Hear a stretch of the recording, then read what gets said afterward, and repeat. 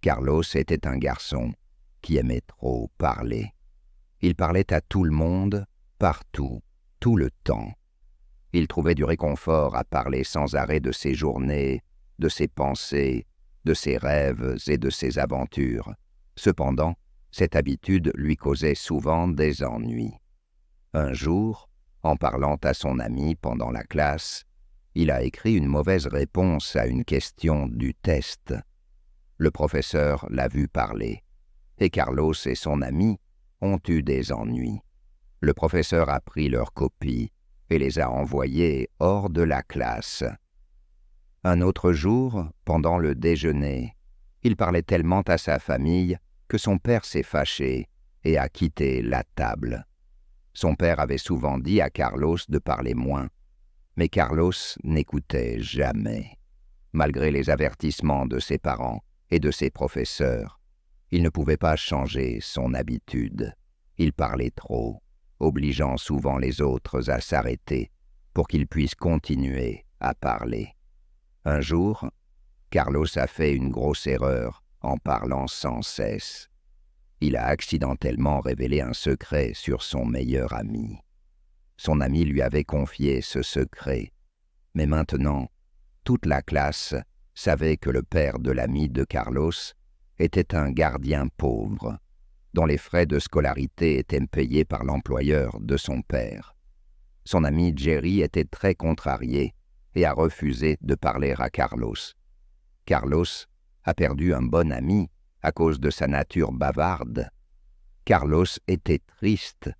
Il a réalisé que parler sans arrêt avait blessé son meilleur ami. Il a commencé à comprendre que parler trop n'était pas juste une habitude inoffensive, cela pouvait avoir de graves conséquences. Il s'est excusé auprès de son ami, mais Jerry est resté en colère.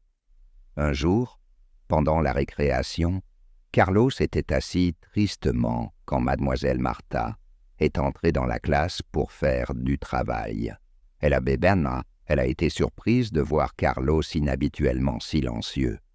Elle lui a demandé pourquoi, et Carlos lui a tout raconté.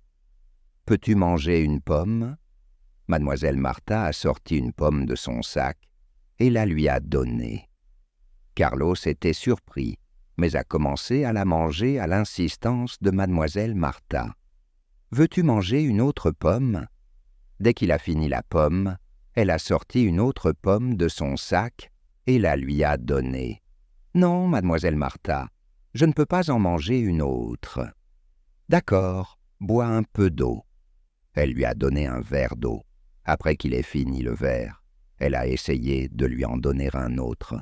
« Non, mademoiselle Martha, j'ai fini de boire. Mais tu devrais manger plus de pommes et boire plus d'eau. »« Non, non, trop de pommes et trop d'eau peuvent être nuisibles pour moi. »« Tu veux dire que tout est bon avec modération ?»« Oui, exactement. Manger et boire ont une limite. Si nous la franchissons, nous pouvons nous rendre malades. »« Carlos, tu as raison. Tout comme trop manger est nuisible, trop parler n'est pas bon non plus.